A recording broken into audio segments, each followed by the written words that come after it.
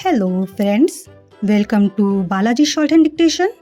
I am going to dictate you a passage of 500 words from English Shorthand magazine at the speed of 120 words per minute. So be ready for a dictation. 1, 2, 3, start. Briefly stated, the facts are that the landlord respondent filed suit for recovery of arrears of rent and ejectment with the allegation that the petitioner was a tenant of the disputed accommodation on monthly rent of rupees 50. Besides, he was liable to pay rupees 20 per month as electricity charges and rupees 7.50 per month towards house and water tax as part of rent. The tenant failed to pay arrears of rent after September 1982. He gave a notice demanding arrears of rent and terminating the tenancy. The petitioner, after having received it, did not comply with the same. The petitioner contested the suit. It was alleged that the rate of rent was rupees 20 per month. He admitted his liability to pay electricity charges at the rate of rupees 20 per month as well as water tax and house tax. He denied that he had received any notice. The trial court recorded a finding that the petitioner had received the notice.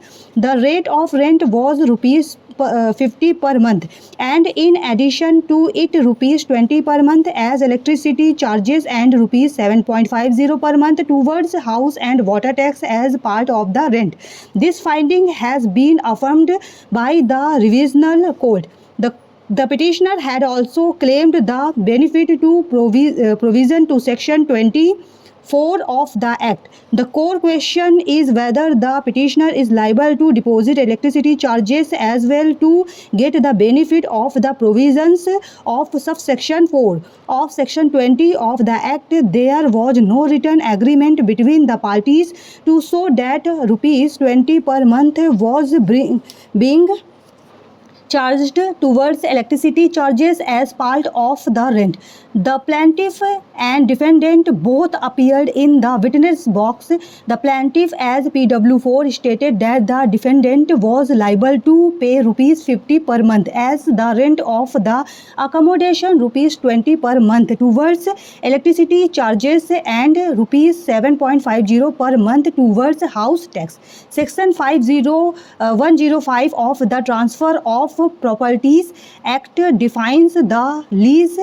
The lessor is entitled to get consideration for the lease from the lessee, which is agreed between the parties. In case a lessor provides other amenities or furniture in addition to the accommodation which has been let out, unless the intention of the parties is that the amount fixed for providing such amenities be also treated as rent, the amount taken separately for furniture and other amenities may not form part of rent. Normally, the electricity charges are taken by the landlord for the purpose that he is providing electricity to the tenant, and for such facility he has to pay the amount of electricity charges to the electricity board or such authority from whom the electricity connection has been taken, and the landlord is liable to pay for the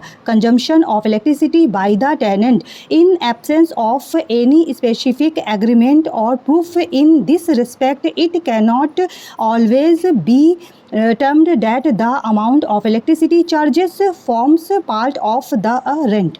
Stop.